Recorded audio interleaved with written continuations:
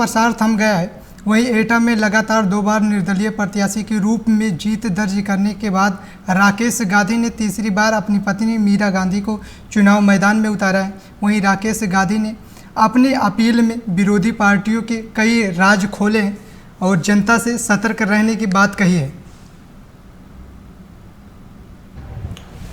मेरे प्रिय एटा शहरवासियों,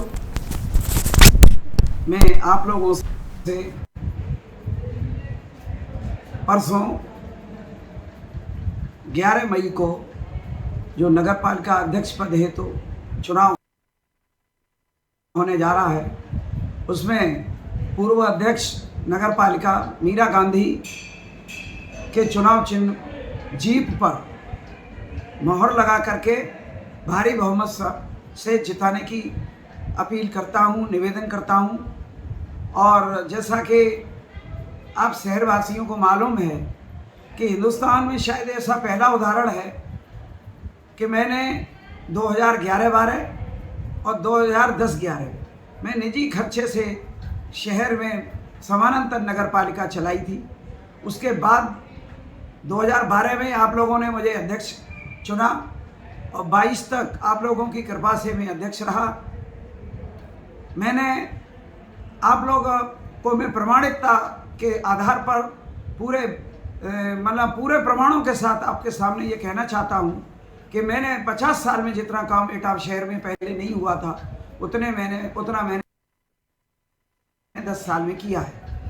अभी जब मैं चुनाव लड़ता हूँ, तमाम राजनीतिक लोग मुझ पर तमाम तरह के आरोप, मुझे बदनाम करने की साजिश, मुझे कमज़ोर करने की, डराने धमकाने की साजिश करते रहते हैं।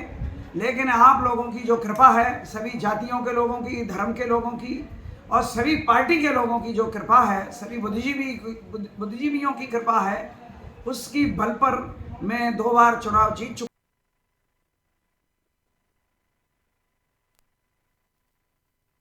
हूँ। तीसरी बार भी मुझे पूरी आशा है कि आप लोग जीप चुनाव चिन्ह पर मोहर लगाएंगे और हमको भारी बहुमत से जिताएंगे।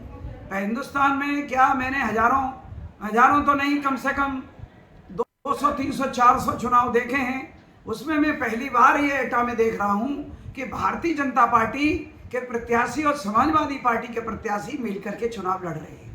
परसों की घटना है, मैं आपको प्रमाणिकता पेश कर सकता हूँ। मेरे इसमें प्रूफ है, फोन में रिकॉर्डिंग भी है और मेरे पास इसके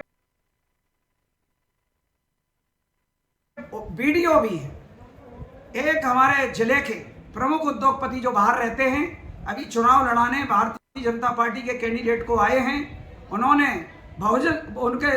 समाजवादी पार्टी के प्रत्याशी को बुलाया, उनकी अम्मी को बुलाया, प्रत्याशी को बुलाया, उनके बेटे को बुलाया और भारतीय जनता पार्टी के प्रत्याशी को बुलाया, उनके हस्बैंड को बुलाया। इन सब लोगों की उन उद्योगपति के संरक्षण में वहाँ मीटिंग हुई और वहाँ चुनाव फिक्स किया गया है।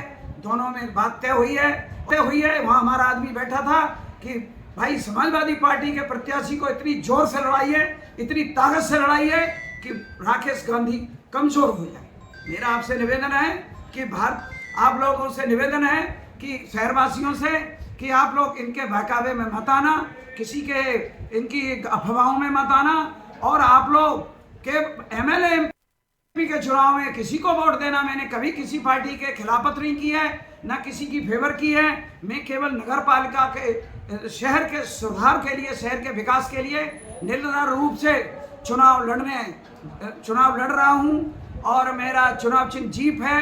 आप इनके बहकावे में ना आए। और मैं आपको बताना चाहता हूं कि कुछ समाजवादी पार्टी के जो कुछ नेता हैं, छुटभैया टाइप, वो शहर में जाकर के गलत अफवाह फैला रहे हैं और वो कह रहे हैं कि यादव समाज के लोग समाजवादी पार्टी के साथ है।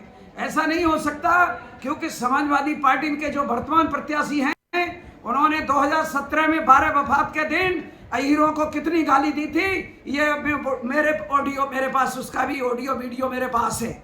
इसलिए यादव समाज के लोगों से मैं अपील करना चाहता हूं, जो व्यक्ति मां बहन की गाली और गंदी गालियां 12 वफात के अवसर पर यादव समाज के लोगों को सभा का प्रत्याशी जो भी मैदान में है दे सकते हैं, तो ऐसे लोगों को वोट देने का बिल्कुल भी अधिकार नहीं है। जहां तक यादव समाज की बात है, यादव समाज के लोगों से मैं अपील करना चाहता हूं कि मैंने यादव समाज के लोगों को एक नई दिशा दी है। शहर में सभी समाज के लोगों से मिलकर कार्य करके सभी का विश्वास जीत करके यादव समाज के युवाओं को एक नई दिशा दी है, जिससे कि हमारे युवा लोग सभी वर्गों के साथ मिलकर काम करें। क्योंकि हमारे यादव समाज से तमाम समाज ऐसे हैं कहीं ना कहीं किसी वजह से नाराज रहते हैं। तो मैं आपसे निवेदन करना चाहता हूं कि आप ये गलती ना करें, समाजवादी पार्टी के प्रत्याशी को बिल्कुल वोट ना दें, क्योंकि ये व्यक्ति हमारे यादव समाज का, हमारे यादव। और सुनिए दूसरी बात, इस मेरी अपील सुनिए, ये जो प्रत्याशी हैं ये मुस्लिम समाज को भी करीब 30 साल से बेचते चले आ रहे हैं, और ये तमाम एमएलए एमपी के चुनाव में सौदा करते हैं, ये जग जाहिर है। इसलिए मुस्लिम समाज के भाइयों मेरा हाथ जोड़ के निवेदन है, एमएलए एमपी के चुनाव में किसी को वोट देना, वर्तमान सपा प्रत्याशी को वोट दे करके गड्ढे में वोट मत डालना। क्योंकि भारतीय जनता पार्टी के प्रत्याशी की और नेताओं की इच्छा है कि जहीर भाई को मजबूत कर दो, राकेश गांधी अपने आप कमजोर हो जाएगा और भारतीय जनता पार्टी का जीतने का मंसूबा कामयाब हो जाएगा। इसलिए मेरा निवेदन है कि जहीर भाई को वोट दे करके, मुन्नी बेगम को वोट दे करके साइकिल पे भारतीय जनता पार्टी की मदद ना करें। थोड़ा कहा ज्यादा समझे, इतना ही काफी है। अगले कल फिर मैं एक वीडियो जारी करूंगा, उसमें यह प्रमाण दूंगा कि भारतीय जनता पार्टी के प्रत्याशी और समाजवादी पार्टी के प्रत्याशी दोनों मिले हुए हैं और दोनों को एक ही व्यक्ति लड़ा रहे हैं, एक ही व्यक्ति उनको फाइनेंस कर रहे हैं। इन्हीं शब्दों के साथ एक बार पुनः आप लोगों से मैं अपील करना चाहता हूं कि आप जाति धर्म छोड़ के, पार्टियां छोड़ के, विकास के हित में मुझे जीप के चुनाव चिन्ह पर वोट देना। मैं कभी कोई गलती नहीं करूंगा।